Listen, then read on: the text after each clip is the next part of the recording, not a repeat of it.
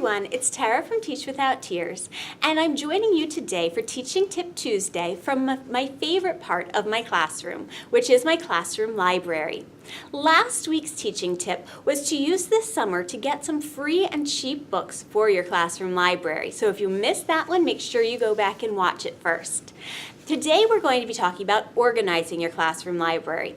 I know you're not always able to get into your classroom over the summer, so you can even do some of these first steps at home. Once you bring those books home from the yard sales, from your library book sale, and they come in the mail from Scholastic, all of those books that you are gathering, start to sort them when you get home. My books are sorted by genre in my classroom library. You might want to do it by series or by author. There are lots of different ways to do it. There's no right or wrong way. Whatever you think is going to be easiest for your students is what you should do.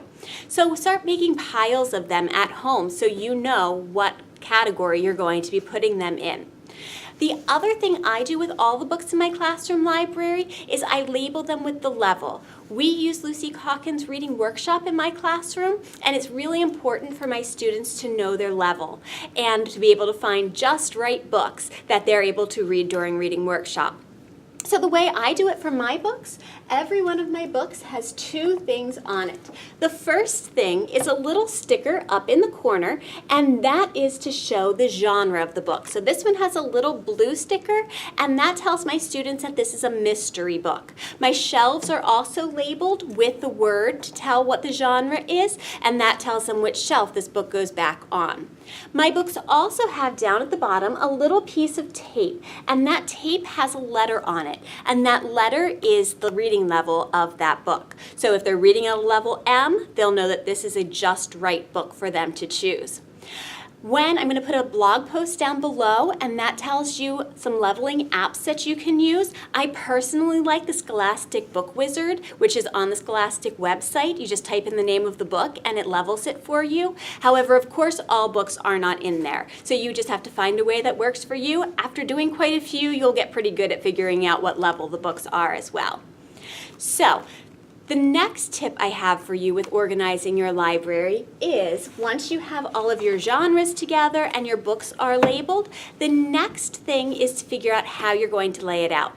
I was lucky enough to have these shelves made for me for my classroom, and I love having the bookshelves. They're nice and low so my students can easily access them.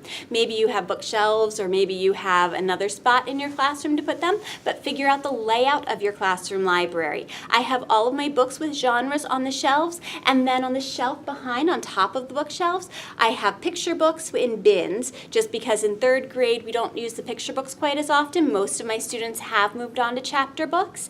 And we also have their book boxes, which are super duper helpful for storing my students' books. That way they don't get shoved in desks and get ruined down in there. So the book boxes are where they keep all of their reading workshop materials. That's really easy for them to access when we're ready to use them. Be sure to subscribe to the Teach Without Tears YouTube channel. Also down below, I have that blog post with some other tips for organizing your reading library.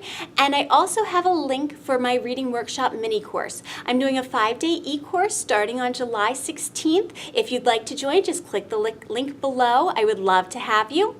And have a great week.